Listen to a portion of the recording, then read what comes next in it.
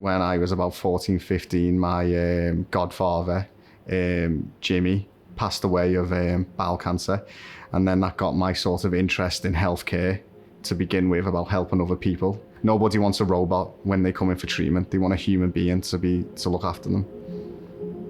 Hi, my name's Jonathan. I'm a pretreatment radiographer at the Bristol Haematology and Oncology Centre. That first appointment for someone is quite daunting and quite scary. And I always try to make them feel welcome, make them feel like it's just a normal day, like any other appointment.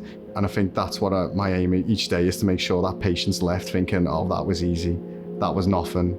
Holding a patient's hand while they're having the mask made, like little things like that, you can all make a huge difference. Got a little boy who we just treated recently, and obviously I'm an Everton fan, and he was a Liverpool fan. So when I did his MRI scan, him and his brother both turned up in Liverpool kits and thought it was hilarious to pinpoint that out. And by being humorous and taking the edge off is definitely what you need to do, because they're at their most vulnerable now. And if you don't show them who you are, how can you expect, if a patient's struggling, why are they going to tell me?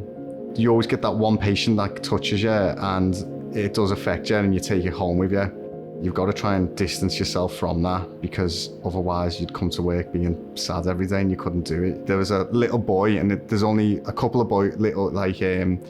basically a couple of patients that make an impression on you. And he was 7, and sadly he did pass away.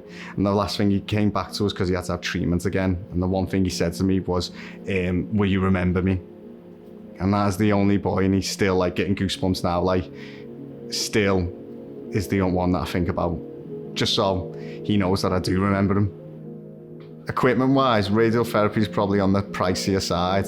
So that's where like charities like Above and Beyond come in and to help fund those projects that we need to get that new equipment and make sure patients are getting that best care. Cancer affects all of us, and we all know someone who has cancer or who had it. You want to make a difference, you know. We're only on this planet once, and I think you've got to leave it knowing that you can all make a huge difference.